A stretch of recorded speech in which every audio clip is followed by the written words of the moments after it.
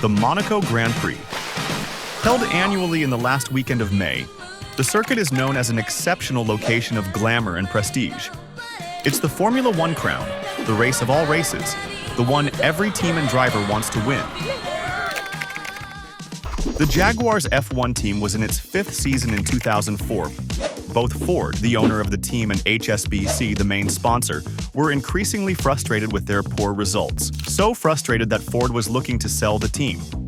The team needs money, hundreds of millions of dollars every season. In Formula One, to build a budget, a team needs sponsors, and to get sponsors, the team needs to get noticed.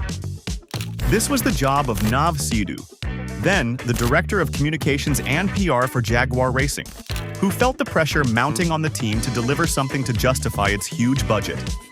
After learning that the Ocean's 12 film was in production, an idea strikes Nav Sidhu. His plan was to use the glamour and wealth of Monaco to promote the heist film, and fly out the movie's stars, all to draw attention to the Jaguar brand. Jaguar's 2 Formula One cars were rebranded to promote the film.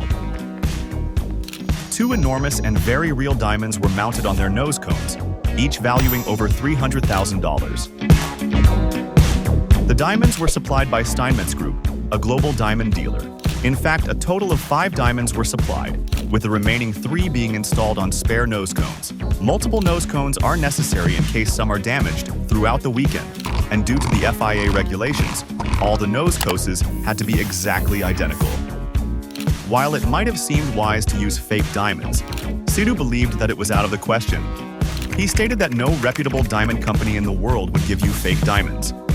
He adds that all parties were clearly aware of the risks going in, and that the reputational damage to Steinmetz if the diamonds were revealed to be fake would be far more costly than the value of a single lost diamond anyway. Race day. On race day, Mark Webber sat in the P11 grid spot, and George Klein sat at P14, each with diamonds worth $300K on their nose. The start was aborted twice, once for Olivier Panis stalling his Toyota, a second time for Jarno Trulli's Renault, leaking coolant onto the track.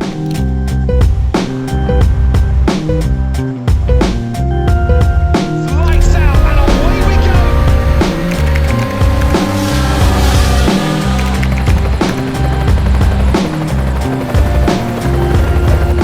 As the cars were approaching Lowe's hairpin, just 6 corners into the race, carnage ensued. Trapped between the 2 Jordan Ford at the back of the pack, Klein made contact with Neil Heidfeld's car.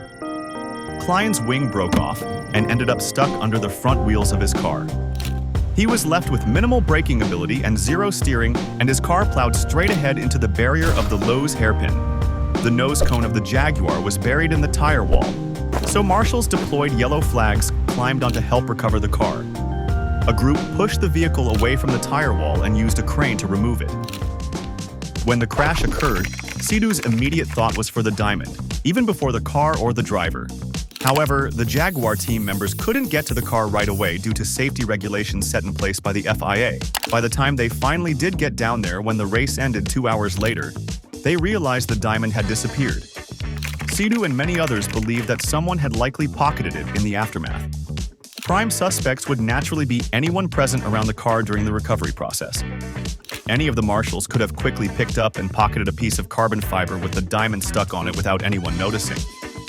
But it is highly unlikely the corner marshals could have recovered the diamond. Despite this popular narrative, the nose cone had snapped off just below the Jaguar R5 logo, which means the section that had the small round diamond stuck on must have either been implanted in the wall or had fallen off when the car made contact with Heidfeld. Looking at the TV broadcast, we can see that the nose cone had already fallen off the car before it hit the barriers. Therefore, the diamond likely flew off when Klein made initial contact with Heidfeld. A marshal or even spectator posted further up the track may have had the chance to snag the diamond instead.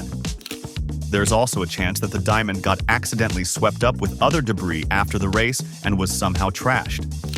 Either way, the diamond was gone. As far as Sidhu was concerned, the diamonds had already done their job in generating millions of dollars worth of press for both the team and the film, with the crash and subsequent intrigue after Klein's crash only boosting the story. Thank you for watching this video. I hope you learned something. A Daydreamer production.